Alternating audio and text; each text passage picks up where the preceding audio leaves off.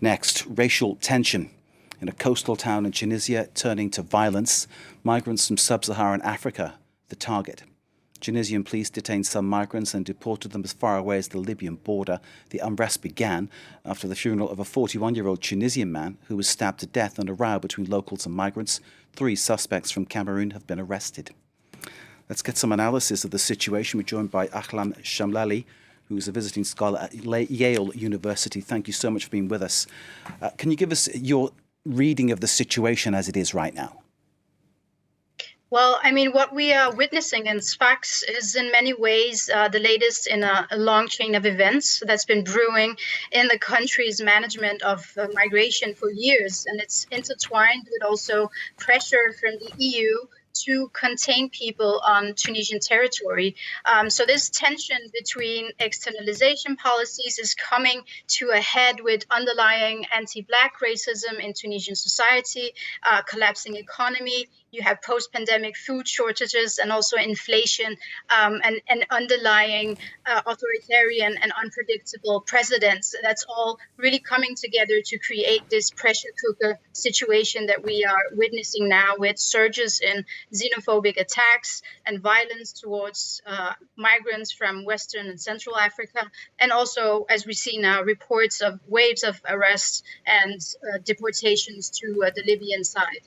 So in a sense, as you put it, a pressure cooker with the ingredients of racism, prejudice, the problems, of course, caused by people trafficking and people wanting to migrate, all coming together in a focal point in Tunisia.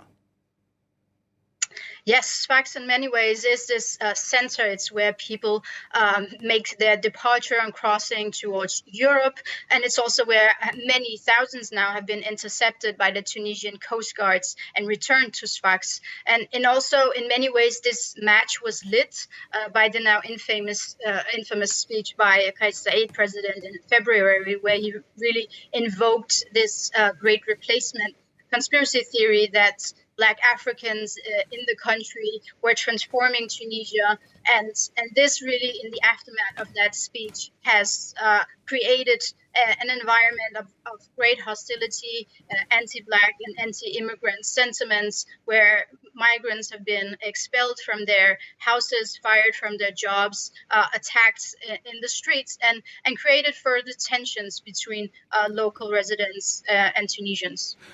With this analysis that you're giving us, and it seems a very pertinent one, it's hard to see where the solutions might be, because one solution is, of course, to stop people migrating, i.e. provide investment and opportunities where they live. That seems beyond the reach of the world thinkers at the moment. The other solution, of course, is to change the mindset where this is happening in Tunisia. And again, people there overwhelmed.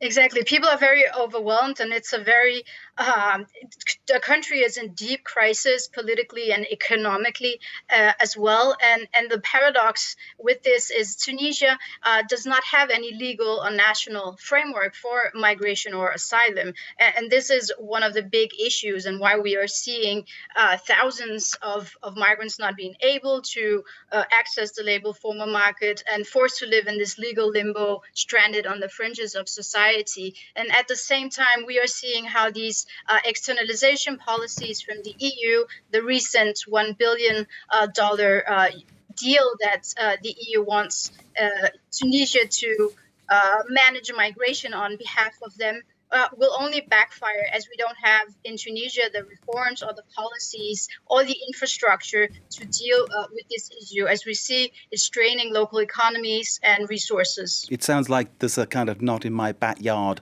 philosophy coming from Europe, which is actually making the problem worse in Tunisia. It's exactly that. It is actively these externalization policies from the EU are contributing to the factors pushing more migrants and more people to risk their lives crossing the sea. The deal from EU side will only basically legitimize, first of all, the president Kais Saied's increasingly authoritarian grip, which is very worrisome in itself. But it's also bolstering the country's security apparatus in the name of stopping migration. That is bolstering the Tunisian Coast Guards, the National Guards, and basically also turning its eye to the collapsing economy, to the corruption, and also the deteriorating human rights situation in the country. And basically, there is no solution in that. It will only backfire. You've given us a real overview with some great detail, it has to be said, of why there is a problem right now. Can you think of one solution that might, or one beginning of a solution that could be imposed? Is there something, for instance, the EU could do to ease the problem? Well, a central key, again, is Tunisia's lack of migration policy and reform. And here, I think EU has a key role to play in pressuring the country and Kais Saied to reform its policies so it doesn't leave thousands and thousands of migrants in the country informally and in illegality, unable to access basically Tunisian society, and creating these parallel communities that eventually erupts in clashes and violence.